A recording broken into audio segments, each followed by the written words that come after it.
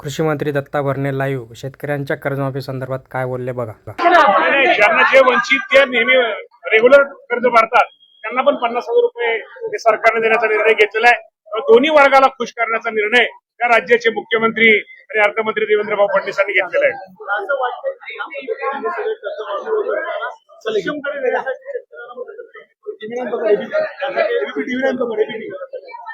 मी तुम्हाला पुन्हा सांगतो, खूप चांगला निर्णय.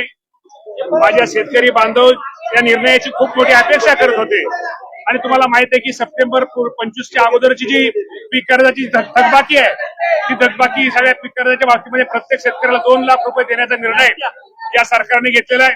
आणि जो रेग्युलर पीक कर्ज भरतो त्यांनाही 50,000 रुपये देण्याचं प्रोत्साहन 50,000 रुपये प्रत्येक शेतकऱ्याला ही रक्कम देण्याचा निर्णय या राज्य सरकारने घेतलेला आहे. त्यामुळे देवेंद्र भाऊ फडणवीस साहेब, एकनाथजी शिंदे साहेब, सुनेत्रा वहिनी पवार आणि या तिघांचे एक राज्याचा कृषी मंत्री, एक राज्यांचा कृषी शेतकऱ्यांचा प्रतिनिधी या नात्यानं त्या तिघांचे निश्चित प्रकारे आभार मानतो.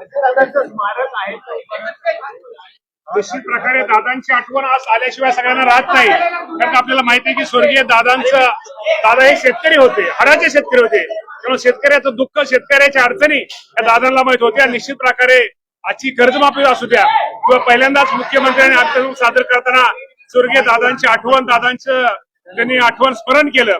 निश्चित प्रकारे दादांची आज निश्चित प्रकारे दादांना त्याला आज ह्या निर्णयाच्या बाबतीमध्ये दादांचा पूर्वी या निर्णयामध्ये खूप मोठा वाटा होता. देवेंद्र भाऊंचा आभार मानतो. ज्या लाडक्या बहीण योजनेच्या बाबतीत बोललं जातं त्या बाबतीत